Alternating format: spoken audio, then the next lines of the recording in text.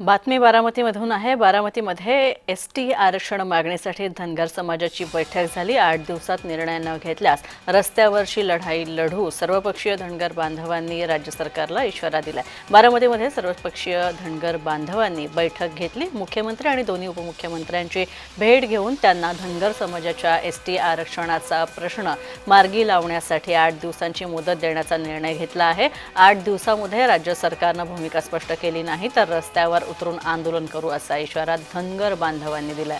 याचा आढावा घेतलाय आमचे प्रतिनिधी नवनाथ बोरकर यांनी। खऱ्या अर्थाने आज बारामतीमध्ये धनगर बांधवांनी देखील बैठक आयोजित केलेली आहे आणि त्यांनी एसटी आरक्षण मिळावे यासाठी बैठक आयोजित केली आहे। त्याच संदर्भात आपण धनगर बांधव आहेत त्यांच्याशी बातचीत करणार आहोत। काय सांगाल, आज तुम्ही धनगर बांधवांची बैठक घेतलेली आहे, काय नेमकं नियोजन केलं? धनगर आरक्षणाचा आम्ही कुणाचं बघून आंदोलन चालू केलेलं नाही।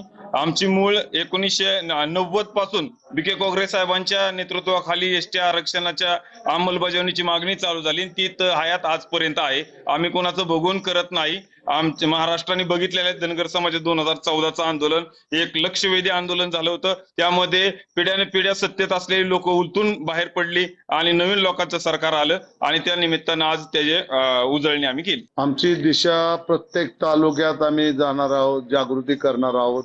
लोकांच्यात आता फार तीव्र पद्धतीने या एसटी आरक्षणाबाबत पडसाद उठलेले आहेत। त्याचं कारण मराठा समाज हा ओबीसी मध्ये नसताना सुद्धा कुणबी सर्टिफिकेट उपलब्ध करून देऊन त्यांना घातलेला आहे आणि आमचं जे ऐकून घ्या ओबीसी मधून जे काय केंद्रात ऐकून घ्या ना ओबीसी मध्ये आम्ही मोडतो, महाराष्ट्रात एनटी मध्ये टाकलेलं आहे आणि त्या पद्धतीने आमच्या काही ठिकाणी स्थानिक स्वराज्य संस्थेत कोण आमचा पंचायत समिती सदस्य होतो, कोण झेडपी सदस्य होतो, कोण काय अशा जे काही ठराविक संस्था आहेत त्या ठिकाणी काम करत असताना ते सुद्धा जर का आमच्या ताटातलं वडून पाहत असले तर त्याला समाज म्हणा किंवा समाजातली युवक वर्ग सहन करणार नाही। नवनाथ बोरकर, जय महाराष्ट्र न्यूज, बारामती।